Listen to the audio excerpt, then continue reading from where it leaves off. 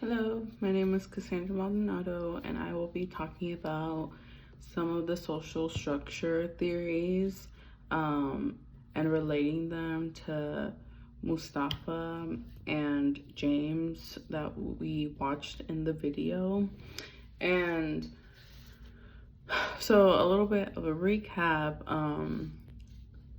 This sociologist went to James and Mustafa's area to just kind of see how the social structure is over there and kind of, I guess, giving us an insight on why some cities tend to have higher crime rates.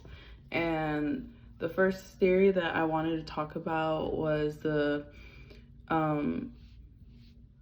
cultural deviance theory, I believe it was called. And if we were to talk about what James and Mustafa's future might look like,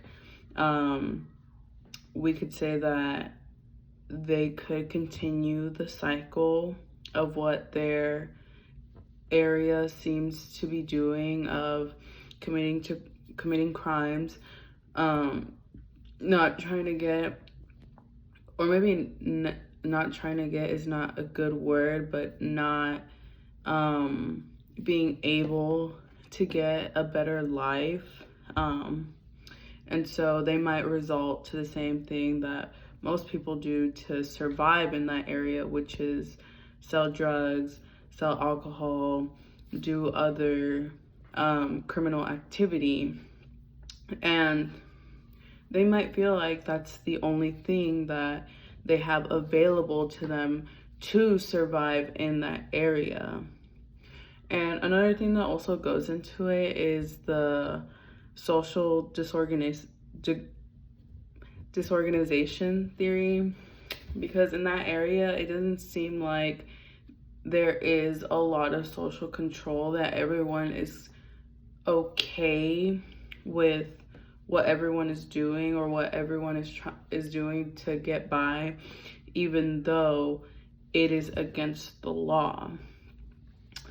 And we can also kind of relate those theories and kind of apply them, if we had more information about it, with the Elizabeth Escalona case, because she was in an environment where people were always doing drugs, people were always like beating her and sexually assaulting her. And even though she might not have done like every little thing that they had done to her daughter, or her kids, allegedly, she still continued that cycle because maybe she believed that that's just how the way of life is. So why should she fall out of that circle? Which I think a lot of people, when you have grown up in a certain environment and certain ways, you think of it as normal. So why would you stray away from normalcy?